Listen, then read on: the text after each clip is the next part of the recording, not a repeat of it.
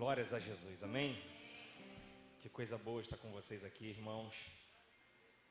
Temos vivido tempos delicados nos últimos dias, né? Tantas informações que trazem insegurança, incerteza. E no meio de todo furacão, a gente tem que saber onde se segurar. Tem que saber como se posicionar, né? E eu quero compartilhar com vocês algumas coisas aqui que vão nos ajudar a se orientar diante desses cenários, baseado na palavra de Deus, é claro, mas que possamos ter a segurança de que Deus está por cima de toda tempestade, de todo temporal. Sabe, uma vez eu estava orando com um grupo de amigos há muito tempo isso. E durante a oração, eu lembro de ter tido uma visão. Essa visão é como se eu estivesse na mesma perspectiva de visão da águia, que consegue voar tão alto acima das nuvens, acima dos temporais. E ela consegue ver a tempestade de cima. E de cima, nada parece tão grande. Às vezes a gente não consegue mudar o problema, a existencialidade do problema, mas a gente pode mudar a perspectiva. E da perspectiva eu consigo perceber o problema maior quando eu olho de baixo para cima, ou eu consigo ver ele menor quando eu olho de cima para baixo. O interessante é que você pode escolher a perspectiva. Você pode escolher a perspectiva porque o Pai, o nosso Pai, que olha todas as coisas na visão que Ele quiser, Ele não está preso a tempo e espaço. Nós que temos a matéria-prima da eternidade dentro de nós, que se chama fé, nós podemos escolher as perspectivas. Eu posso olhar com uma visão puramente racional, literalista. Não há problema, não há erro em ser literal, em ser racional. Inclusive, você como ser humano deve fazer um bom exercício de racionalidade. Mas você não é só isso. Você pode sim receber, considerar e deve considerar todos os relatórios que forem entregues a você. Mas você também pode se movimentar por meio da fé. E você pode dizer, olha, eu respeito a autoridade competente que emitiu esse documento. Eu respeito a autoridade médica que emitiu esse laudo. Eu respeito a assinatura desse contador, desse advogado, desse administrador, seja de quem for. Mas eu também creio num Deus que faz doenças serem eliminadas. Eu também creio num Deus que consegue, mesmo no meio de tanta confusão, no meio de tanta situação, que parece que a gente não sabe como é o fim, Deus pode criar um caminho no meio desse mar de problemas, para que eu possa passar com os meus pés enxutos. Então nós não podemos desconsiderar o elemento espiritual, não podemos desconsiderar a fé. A fé cabe a nós. A fé é a matéria-prima daquilo que é eterno. Então eu preciso me apegar a essa realidade e fazer disso parte da minha vida. Para lidar com os problemas da vida, não podemos ir apenas com a nossa racionalização. Isso vai criar estresse, isso vai criar sensação de potência, isso vai criar muitas vezes desespero, mas quando nós vamos nos apegar à palavra da fé que diz que já estamos assentados em lugares celestiais com Cristo, que já somos mais do que vencedores por aquele que nos amou, aquela palavra que diz que somos filhos, mas não só filhos, somos também herdeiros, que se com Ele sofremos, com Ele também reinaremos. Se nós nos apegamos à palavra de Deus que diz que nenhuma condenação há para aqueles que estão em Cristo Jesus, mas suas vidas agora estão garantidas por um nome e por um sangue, queridos, a nossa perspectiva vai mudar. E isso é matéria da fé. A fé nos leva a viver essa realidade. E eu quero que vocês enxerguem as perspectivas possíveis existentes em meio às escuridões que nós vivemos. Muitas vezes a noite vem, o frio da noite vem, e vem nos amedrontar, e vem trazer desespero, e vem trazer insegurança. Mas a noite tem hora para começar. E o bom de saber que tem hora para começar é que dentro da nossa linha de tempo, ela também vai ter que ter uma hora para terminar. Eu ouço isso da minha avó sempre que eu ligo para ela, e ela fala: meu filho, se teve data para começar, vai ter data para terminar. Não há mal que dure para sempre. E ela fala isso com toda a beleza de alguém que tem fé e já passou por muitos problemas e já venceu. Queridos, existiu um período de grandes incêndios na década de 70 e 80 nos Estados Unidos. E esses incêndios, eles ganharam proporções muito grandes. Em algumas vezes eles afetaram bairros inteiros, florestas que foram devastadas por um processo de seca, um clima que estava favorável à proliferação do fogo, e aquilo se tornou um problema econômico para a cidade. Mas em alguma nova temporada, aquele fogo se alastrou de maneira a alcançar outra cidade. Chegou um momento que aquele fogo começou a alastrar estados americanos e criou um problema complexo. Imagina os prejuízos que um incêndio pode causar. Quantos nós podemos citar? Problemas financeiros, econômicos, morte de animais, perda de propriedades, perda de negócios que dependem do sistema agrícola. Imagine quais as consequências de uma devastação que o incêndio pode causar. Mas olha que interessante, a partir desse fato, a partir dessas crises, medidas foram tomadas. E percebeu-se que o sistema de comunicação da época era muito desencontrado, e não havia integração, não dava tempo da cidade X se comunicar com a cidade Y, para que a cidade Y pudesse fazer as barreiras de contenção, para que aquele fogo não alastrasse para a sua cidade. Então percebeu-se a necessidade de um avanço tecnológico em relação aos sistemas de comunicação.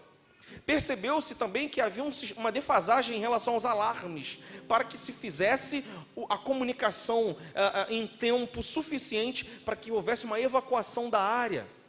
Percebeu-se uma série de fatores que poderiam ser aprimorados e melhorados, para que aquele fogo não causasse tamanho desastre. E aí criou-se um protocolo chamado ICS, que é um protocolo, que é um sistema de combate a incêndios florestais, que se tornou referência mundial. E hoje o ICS é adotado no mundo inteiro como um protocolo de defesa para devastações por meio de incêndios florestais. O sofrimento de cidades, bairros e estados americanos por décadas, um momento gerou um tempo de reflexão e aprendizado, e que hoje ajuda a todo o mundo na prevenção contra tais crises e catástrofes. Eu quero dizer para você que, de repente, a crise que você está vivendo, o sofrimento que você está doendo aí dentro de você, de repente o tempo sombrio, a noite escura, pode se tornar um protocolo, pode se tornar um curso preparatório, pode se tornar uma história de superação e de edificação para muitas vidas. E isso não vai depender de como é a temperatura desse fogo, querido.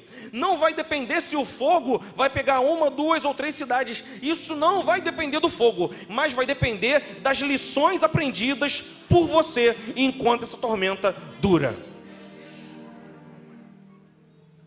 Nós precisamos avaliar a qualidade das nossas respostas.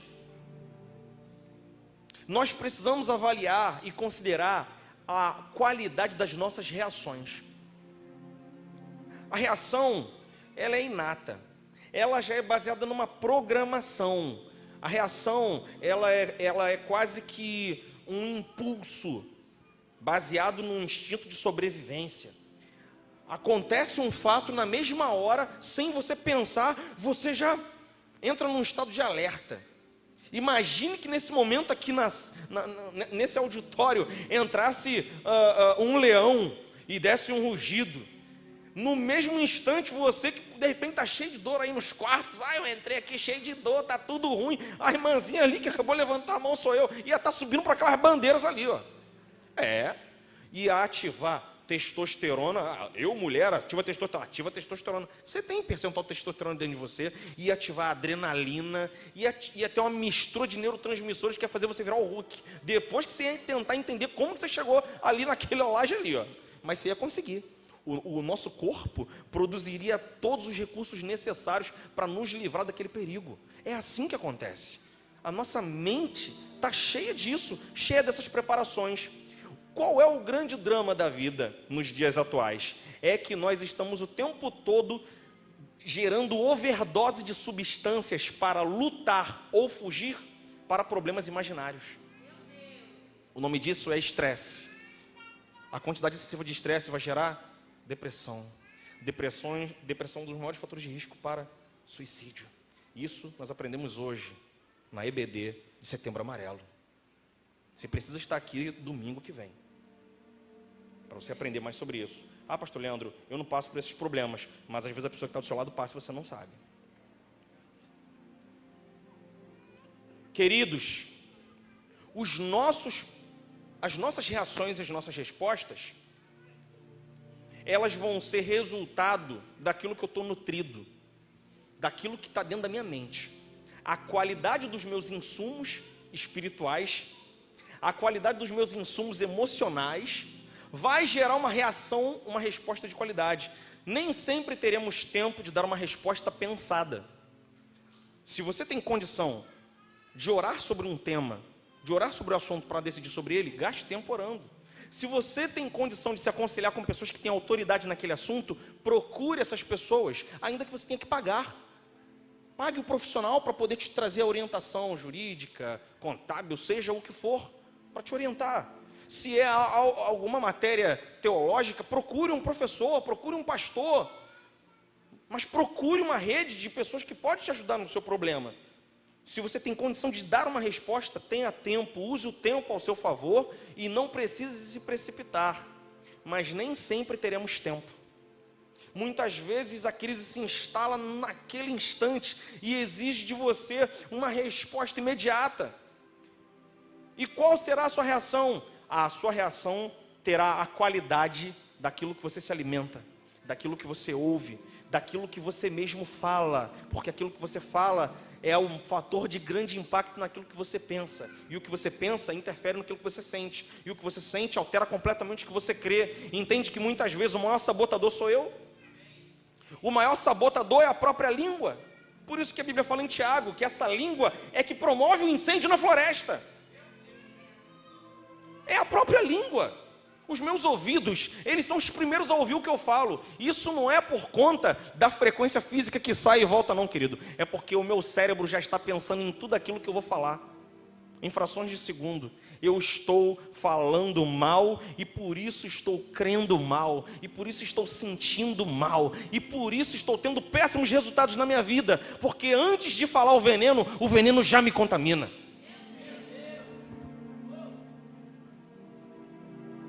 A qualidade das minhas reações, a qualidade das minhas respostas estão diretamente ligadas àquilo que eu me alimento. E quando eu falo mal, eu estou me alimentando mal. Eu estou aplicando uma seringa nas minhas veias de palavras de maldição, de palavras de murmuração, palavras que são afronta a Deus. Por que Deus fala tanto da murmuração? Quando eu vejo lá o povo de Israel, e Deus o tempo todo alertando esse povo contra a murmuração, porque Deus entende como funciona a máquina que Ele criou. Deus sabe como funcionam os nossos sistemas. A murmuração, ela é um problema sistêmico na vida do ser humano, porque ela é resultado de uma declaração consciente. Se ela é resultado de uma declaração consciente, só é consciente uma vez que usamos 5% da parte consciente do nosso cérebro. Nosso cérebro funciona numa proporção de 5% de consciência, 95% de inconsciência. E isso não é um problema, acredite nisso. Imagina se eu tivesse que ter as batidas do meu coração controladas pelo sistema consciente. E se eu esquecesse de fazer ele bater? Eu estou aqui andando Pensei num problema, esqueci de botar o coração para bater, eu caio duro. É o sistema simpático, parasimpático, sistemas autônomos, que graças a Deus estão programados para funcionar sozinhos. Ainda que eu esteja dormindo tranquilão, está lá tudo funcionando, o baço funcionando, o estômago, tudo bonitinho, graças a Deus. Coisa boa, não é verdade? Agora, acredite você, aquilo que é projetado no meu consciente é resultado do que está cheio o meu inconsciente. E mais uma vez eu digo, o que nutre o meu inconsciente? Aquilo que eu ouço, aquilo que eu falo, aquilo que eu toco, aquilo que entra pelos meus portais, que são os meus sentidos humanos. Eu preciso cuidar da qualidade daquilo que me nutre. Esse é meu papel. Eu estou me expondo a que tipos de perigos? Desnecessariamente. A que tipo de conversa? A que tipo de fotos? A que tipo de vídeos? A que tipo de contato? A que tipo de relacionamentos? Aí depois, quando vem o tempo crítico, as minhas reações são as piores. Como um desesperado que quer fugir do fogo na floresta e tentando fugir para longe do fogo, eu entro para o meio do fogo. E vou tentar achar um culpado para essas péssimas tomadas de decisão. E eu vou tentar racionalizar quem é o problema de Abraão. A Bíblia mostra êxitos, mas mostra também defeitos, para que eu possa aprender com eles. E o sábio consegue aprender com o problema do outro. E quando é corrigido, ele cresce. O tolo esperneia.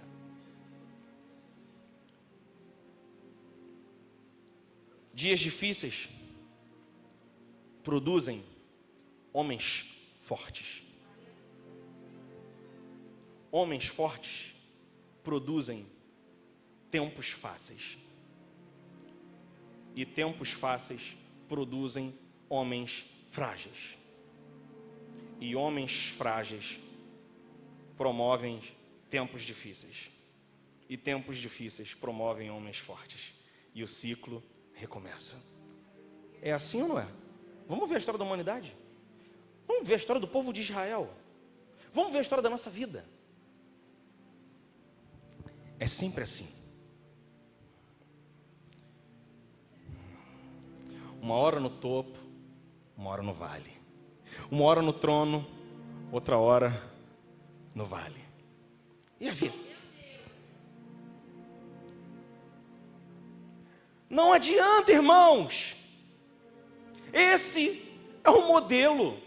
Essas são as regras do jogo. A vida é assim. Passaremos por momentos difíceis, mas também passaremos por momentos tranquilos. Passaremos por momentos de equilíbrio e tranquilidade, mas também passaremos por momentos onde até aquilo que estava sob o nosso controle sai do nosso controle. Mas a grande questão é, como está o meu coração em todo esse tempo?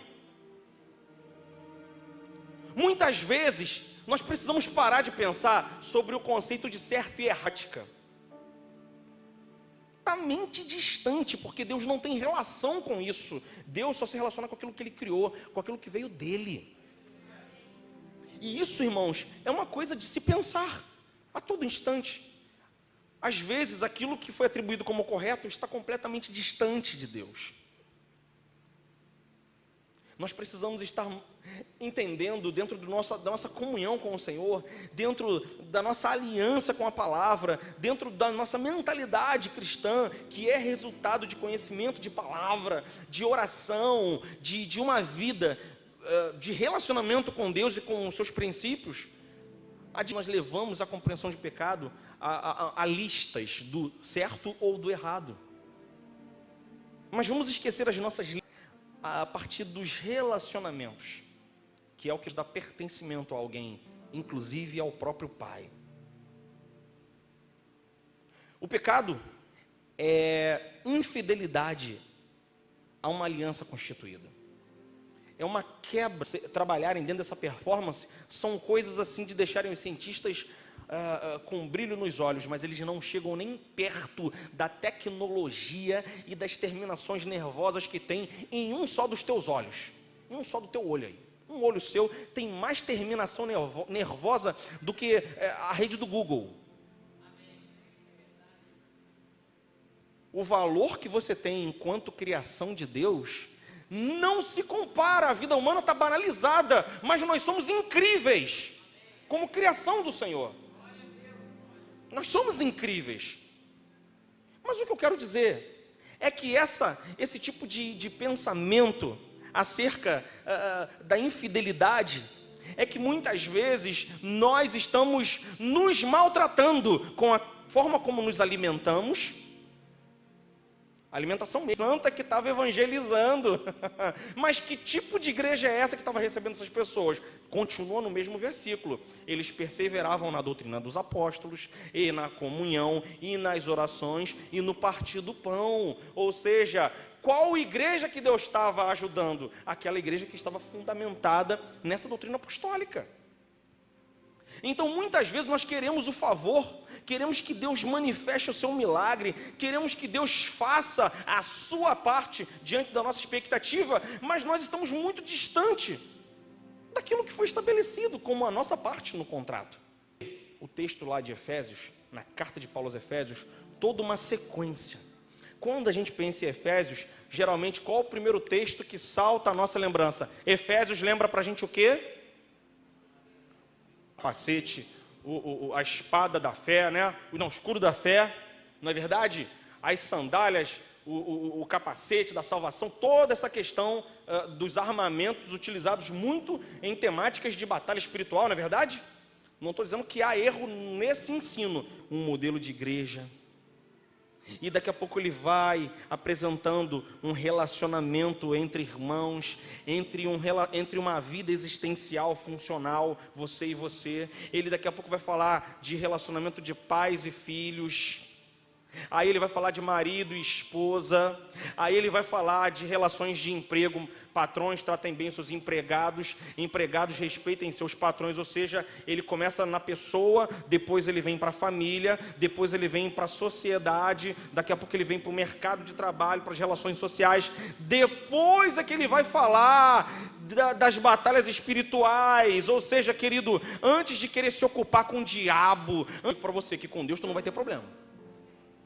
Que obstáculo, que problema que Deus criou entre você e Ele para que você tenha essas pendências para resolver com Ele? Não, as tuas pendengas na vida vão estar relacionadas a alguma coisa contra você mesmo ou contra alguém.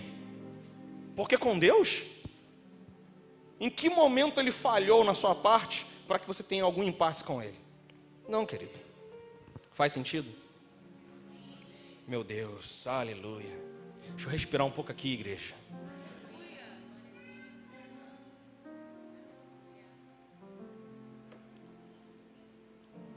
Esse do 20, 21 é saudável, irmão. Tu sai dali viajando, é bom demais. Só que esse não é o cenário. O povo nem quis chegar perto do monte de medo. De medo. E Deus estava onde? Lá na nuvem escura. Aonde saíam relâmpagos, trovões. Medo. Terremoto, terra tremendo. Deus estava lá. Às vezes a gente quer falar apenas do lado, não do lado bom, mas a nossa perspectiva é que é o lado bom, mas da perspectiva de Deus não. Naquela parte da teologia que é o problema do mal. Deus criou o mal, quem criou o mal? E aquelas perguntas que geralmente fazem parte do primeiro ano de todo teólogo na faculdade. É um momento que ele chega lá cheio de perguntas e sai com mais perguntas do que tinha antes de começar. Mas está tudo certo.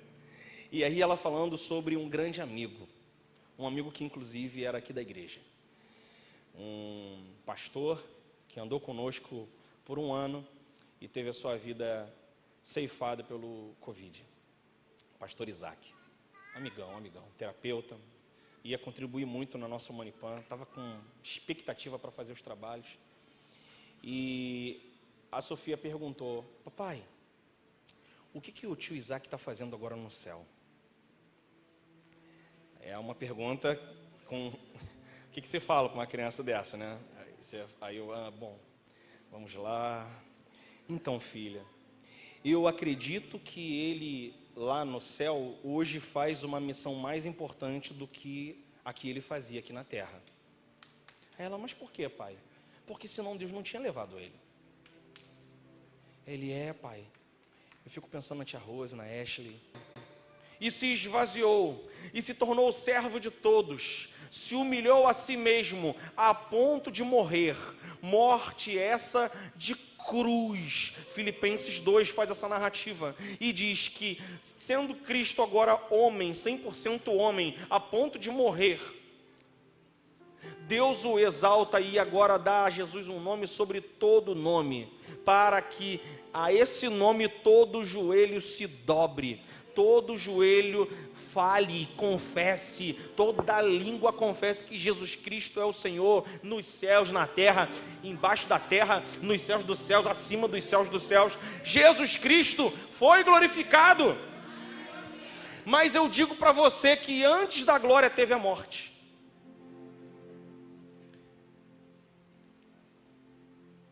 Sem sacrifício não há morte. Sem morte não há sacrifício. Sem sacrifício não há fogo. E sem o fogo não há glória. Esse era o processo do sacrifício lá em Levítico. O problema é que o nosso tempo transitório, a nossa perspectiva limitada só faz ver a morte, mas não consegue ver a glória que está escrita no próximo capítulo. Queridos, não podemos negligenciar. Não podemos negligenciar. A glória vem após a morte. A glória vem. Mas nós temos que respeitar o processo de morte. E o que é respeitar o processo de morte, mesmo estando vivo?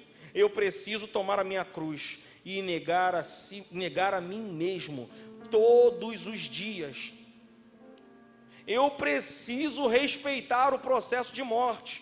Muitas vezes é gostoso estar no pico, é gostoso estar no trono, é gostoso vivenciar os momentos maravilhosos, mas eu preciso entender que o processo de mortificação faz parte da nossa trajetória.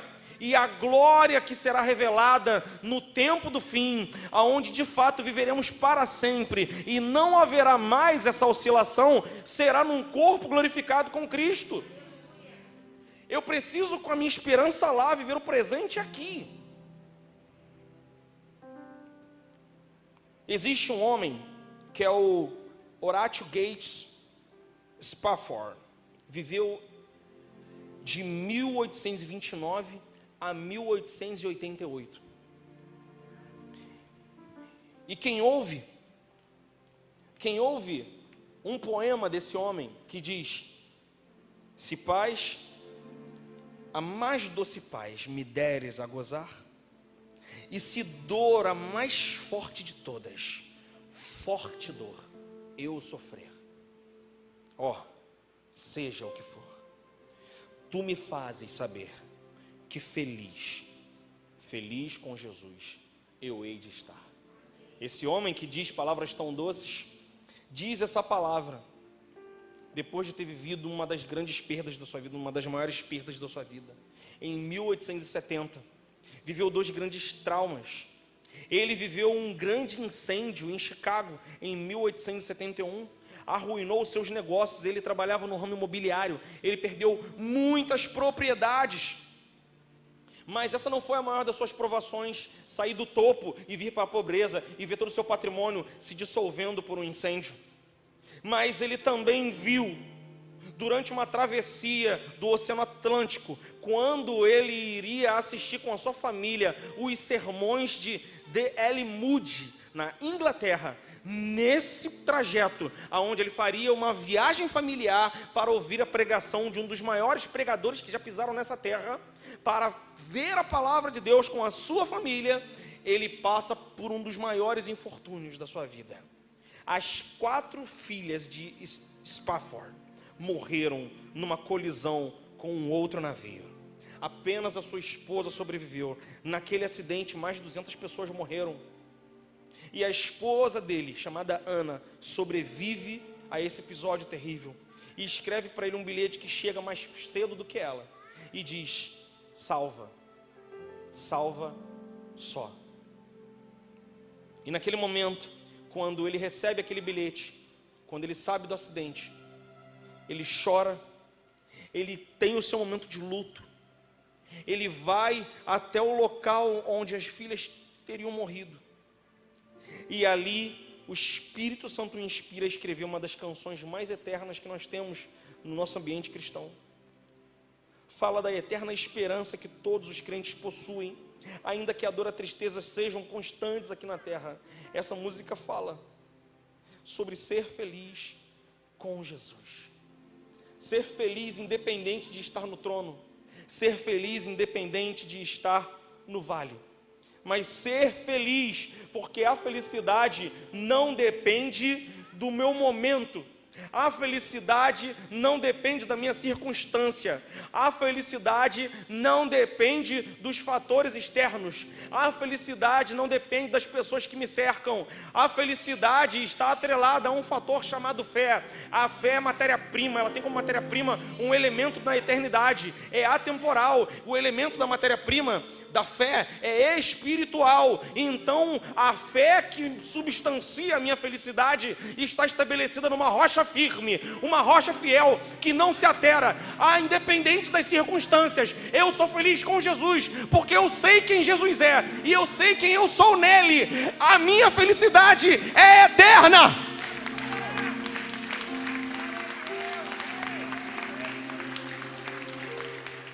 O convite é que possamos migrar desse momento temeroso que vivemos, aonde tudo nos abala, para viver uma fé inabalável, uma fé que se baseia naquilo que Jesus diz e estabelece, e assim como Ele estabelece, assim é. E Ele diz para mim que eu vou reinar com Ele, que se eu sofri com Ele aqui na terra, eu hei de reinar. As heranças que estão sobre Jesus estão também sobre a minha vida, as promessas sobre Jesus estão também sobre a minha casa. Ainda que o tempo mal chegue, ainda que a tormenta chegue, coisas ruins infelizmente acontecem também com pessoas boas, mas nem a morte pode me separar desse amor, do amor que está em Cristo Jesus. A morte não é um problema, a morte não é um obstáculo, porque eu tenho dentro de mim o elemento da eternidade.